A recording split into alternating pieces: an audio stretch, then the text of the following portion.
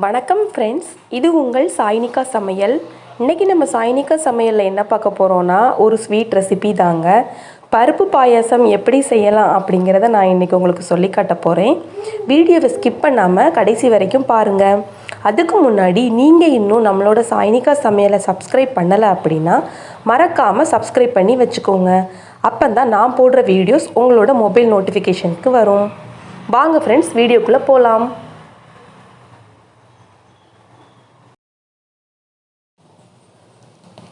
இப்போது இந்த பாயசம் செய்கிறதுக்காக நான் இன்றைக்கி ஒரு பேன் எடுத்துருக்கேங்க. அதில் 1 கப் அளவுக்கு பாசிப்பருப்பு எடுத்துருக்கிறேன். இதை நம்ம லைட்டாக வறுத்து எடுத்துக்கலாம். இந்த மாதிரி வறுத்து நம்ம பாயசம் செய்யும்போது இந்த பச்சை வாசனை இல்லாமல் பாயசம் நல்லா டேஸ்ட்டாக இருக்குங்க. இந்த மாதிரி அடுப்பை ஸ்லோ ஃப்ளேம்லேயே வச்சுட்டு நம்ம வறுத்துக்கலாம். இந்த வறுத்த பாசிப்பருப்பை இப்போ நல்லா கழுவிட்டு அதை ஒரு குக்கருக்கு நம்ம மாற்றிக்கலாம்.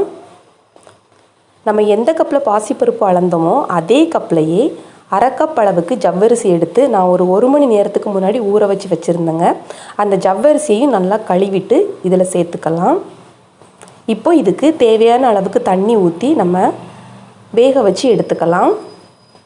பாருங்கள், தண்ணி ஊற்றியாச்சு. இப்போ குக்கரை மூடி வெயிட் போட்டுடலாம். இது ஒரு 4 விசில் வரட்டுங்க.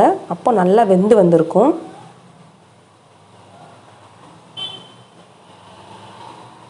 பாருங்கள், விசில் வந்துருச்சு. இப்போ ஓப்பன் பண்ணி பார்க்கலாம். பருப்பு நல்லா வெந்துருச்சுங்க. இப்போது பாயசம் செய்கிறதுக்காக ஒரு பேன் அடுப்பில் வச்சுருக்கிறேன். அதில் நம்ம எந்த கப்பில் மெஷர் பண்ணமோ அந்த கப்புக்கு 1/2 கப் அளவுக்கு நாட்டு சக்கரை எடுத்துருக்கேங்க. இது சுத்தமான நாட்டு சக்கரைங்க. அதனால் நான் இதை அரிக்கலை. ஒருவேளை உங்ககிட்ட கல் தூசி அப்படி இருக்குன்னு நினச்சிங்கன்னா நீங்கள் இதை அரித்து எடுத்துக்கலாம். இப்போது தண்ணி ஊற்றி நல்லா இதை கலந்து விட்டுறலாங்க. இப்போ நம்ம வேக வச்சு வச்சுருக்கிற அந்த பாசிப்பருப்பு ஜவ்வரிசி மிக்ஸை இதில் சேர்த்துடலாம். சேர்த்து நல்லா கலந்து விட்டுடலாம். கட்டிகள் இல்லாமல் நல்லா கலந்து விட்டுறலாங்க. இந்த பாயசம் பார்த்திங்கன்னா நம்ம சட்டுன்னு செஞ்சிடலாங்க. லைட்டாக கொதி வந்ததும் 4 ஏலக்காயை நல்லா தட்டி இதில் சேர்த்துடலாம். சேர்த்துட்டு நல்லா கலந்து விட்டுறலாங்க. பாருங்கள், நல்லா கொதிக்குது.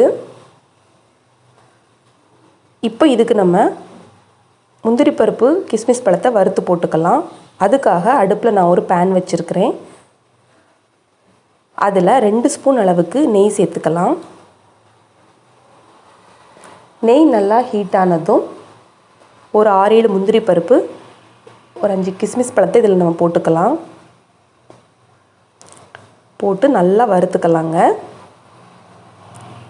இப்போது நம்ம ரெடி பண்ணி வச்சுருக்கிற பாயச மிக்ஸில் இதை சேர்த்துடலாம். இதை சேர்க்கும் போதே அவ்வளோ வாசனையாக இருக்குங்க. அவ்வளோதான் ஃப்ரெண்ட்ஸ், நம்மளுடைய சிம்பிளான பருப்பு பாயசம் ரொம்பவே சுவையாக ரெடி ஆயிருச்சு. ரொம்ப டேஸ்ட்டாக இருக்குங்க. அதே மாதிரி சட்டுன்னு செஞ்சு முடிச்சிடலாம். கண்டிப்பாக நீங்கள் ட்ரை பண்ணி பாருங்கள். நாங்கள் இப்போ இந்த பருப்பு பாயசத்தை சாப்பிட போகிறோம். நீங்களும் இதே மாதிரி செஞ்சு பார்த்துட்டு எப்படி இருந்துச்சு அப்படின்னு கமெண்ட்ஸ் பாக்ஸில் கமெண்ட்ஸ் பண்ணுங்கள். மறக்காமல் நம்மளோட சாய்னிகா சமையலை சப்ஸ்கிரைப் பண்ணுங்கள். உங்களுக்கு இந்த வீடியோ பிடிச்சிருந்துச்சு அப்படின்னா லைக் பண்ணுங்கள், ஷேர் பண்ணுங்கள். தேங்க்ஸ் ஃபார் வாட்சிங்.